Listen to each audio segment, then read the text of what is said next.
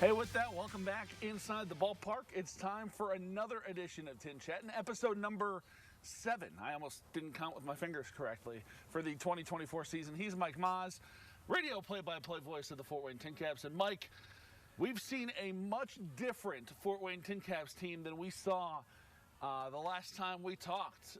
Coming here into Friday night now, the team has won 7 of their last 8 games. They had won 7 in a row coming into Thursday night, and it's their longest win streak since 2015, Mike. When they won 10 in a row in the month of August. And all good things must come to an end, they say. And unfortunately for the TinCaps on Thursday night, the winning streak did come to an end.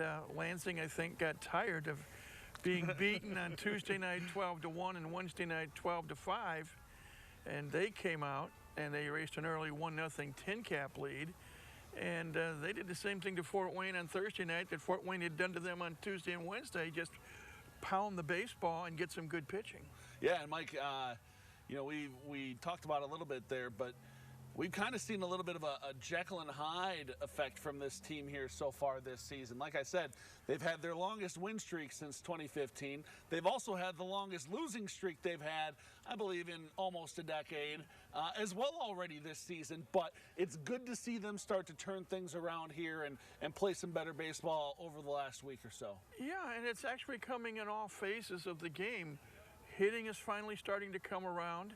Pitching has been better than good, if not, I won't say excellent, but I'll say very good. Yeah. Starting pitching, bullpen, defense has started shoring up a bit. And when you put those three together, I mean, wow, look at this team. They can play with anybody. And it is kind of strange. You mentioned Jekyll and Hyde. We go back, way back to when the TinCaps were 8-6 and in first place. And next thing you know, and 3 weeks later, they lose 15 out of 19, and they're in last place. And even with the loss on Thursday night, they're only 4 or 5 games back out of first, which is kind of crazy. I know. And baseball's a weird game, Mike. It is, but you know, the TinCaps are playing much better, especially over the last week. And now it's just a matter of continuing the process, if you will. Yeah, absolutely. And Mike, over this recent stretch that we've seen this team play pretty well, we've seen, you know, different guys, it seems like, than we've been used to seeing so far from this team this season. And it's guys that they've needed to step up. The one that obviously comes to mind here during this stretch has been Albert Fabian. Hit 2 grand slams here over the weekend. The one, a walk-off grand slam. Another big grand slam to, you know, help this team to a victory. Just a bat that's starting to come to life for this TinCaps team at a much-needed time. He had a stretch where he had driven in, I believe it was 14, 15 runs in a 4 or 5 game stretch. You know, the back-to-back grannies. That's pretty dang good. And we did some research. I know I had John Nolan and Mike Nutter texting me, have we ever had anyone hit back-to-back grannies in as many games? And we had to go back to 2003. TinCaps had an outfielder by the name of Steve Baker who hit back-to-back grannies in as many games. And ironically, the second day that he hit the grand slam, it was a walk-off game winner, much like Albert's drive on Sunday night. But he has just come into himself in the last 6, 7 games. Mike, when you think about this team, obviously, and you know, the time here during Fort Wayne, we have seen some star players come through, and obviously, you know, one of those positions that we've seen plenty of very good players come through this organization has been the catcher position. Yep. Obviously, this year the team's got Ethan Salas, but you think back, you know, we've had guys like Blake Hunt. We've had guys like A.J. Pierzynski come through here. You know, we have had guys, you know, like Luis Campusano, who's now playing up in the big leagues with the San Diego Padres. You think about the guys that we've had come through here playing that backstop position, Mike, and it's been quite phenomenal to see the amount of talent that we've had come through. We really have. Another name that comes to my mind, and I know we're going to talk about Campy a little bit more, Austin Hedges was here in 2005, and he's been in the big leagues for many, many years. I think he re-signed with Cleveland before the start of this 2024 season. He spent time in San Diego. But you're right, and Campusano played the entire 2018 season here in Fort Wayne. And it's a shame, you and I were talking about it while we were getting set up.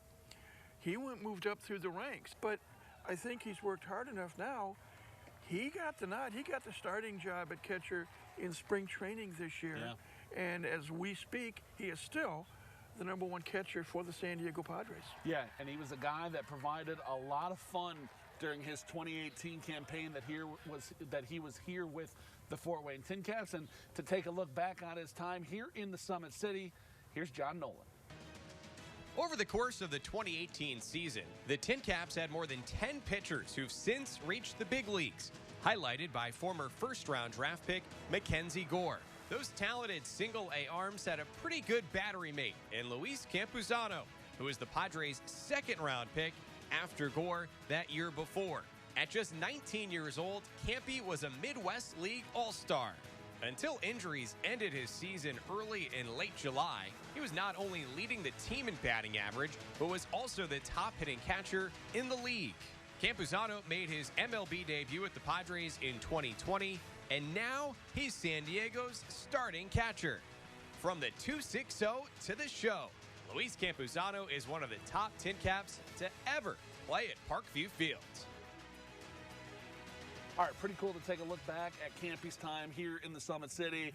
Fun to see him playing as well as he has in the big leagues as well.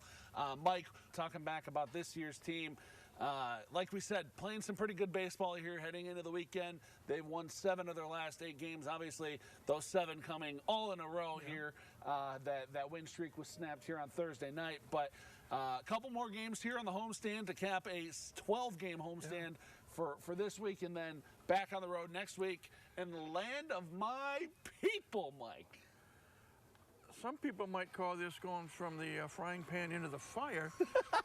The Wisconsin Timber Rattlers, heading into play on Friday, had the best overall record in the entire 12-team Midwest League. Good test for our Caps, I believe they were 27-15. TinCaps 19-23 starting play on Friday, and Wisconsin is having a real good year and a real good battle with Cedar Rapids for first place in the Western Division of the Midwest League. But they're having a real good year. Got a number of players that are hitting the ball well. Their pitching is much improved. And as I say, heading into Friday, they had the best overall record in the Midwest League. So it's going to be a challenge for Fort Wayne.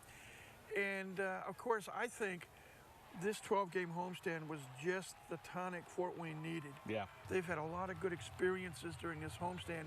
They have to rely on those, bond together like they've done over the last 10 days or so, and just put it in their minds, oh, the other team may be in first place, but we're a pretty good team ourselves. Let's show them what we can do. Yeah, absolutely. So like we said, a couple more games here to finish out the week here at Parkview Field, and then hit the road for 6 at Wisconsin. All right, that's going to do it for another edition of TinChattin. As always, he's Mike Maahs. I'm Justin Prince.